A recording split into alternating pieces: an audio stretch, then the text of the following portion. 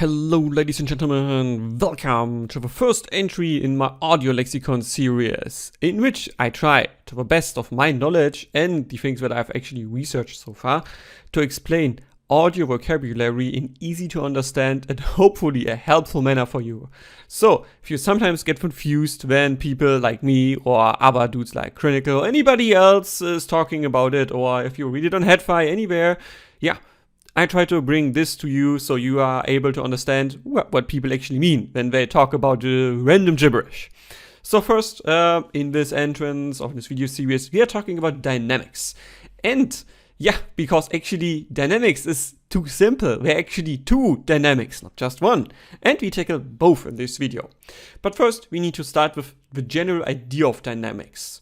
And yeah, in the sense that most people interpret dynamics, it refers to the difference between two separate audio events in a close temporal proximity, or like more easy to understand, in a very quick succession of each other.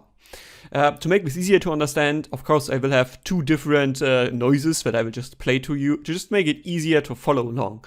But there's also going to be a graphical representation, so you can also see why you listen to it.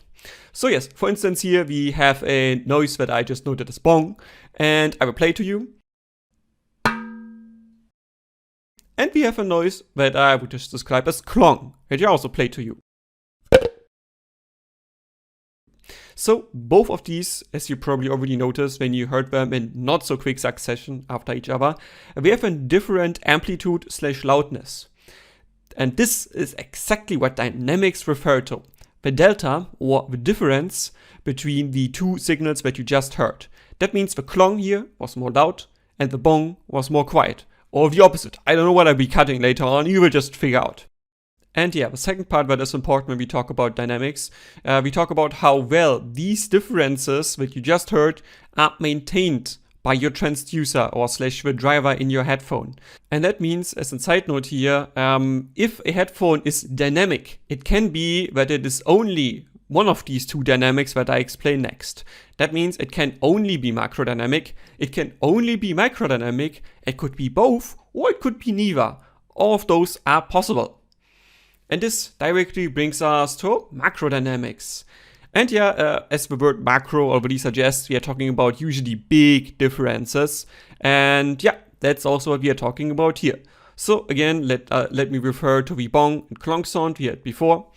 Macrodynamic would mean that we have two of these noises in quick succession, where one is really loud and one is really quiet. And how well these differences are maintained would basically mean how well a headphone or a transducer is macrodynamic. Yeah, and yeah, that directly brings me then to microdynamics, because that's exactly the opposite. We have the bong and clong sound, as shown before, but they are very similar in terms of loudness, but not exactly the same. And that means how well a transducer is able to maintain this just small difference between sound A and B would refer to microdynamics. And last but not least, what's usually important in a lexicon or a dictionary, related terms or related vocabulary. Yeah, and for the term of dynamics, because we already contain quite a few details here, the only other term I can think of that is related to it would be actually details or detail retrieval. Reason for this being, some folks count dynamics as part of detail retrieval or of the details. That means, yeah, the capability of a transducer to just produce or reproduce all of the details that you give it as an electrical signal.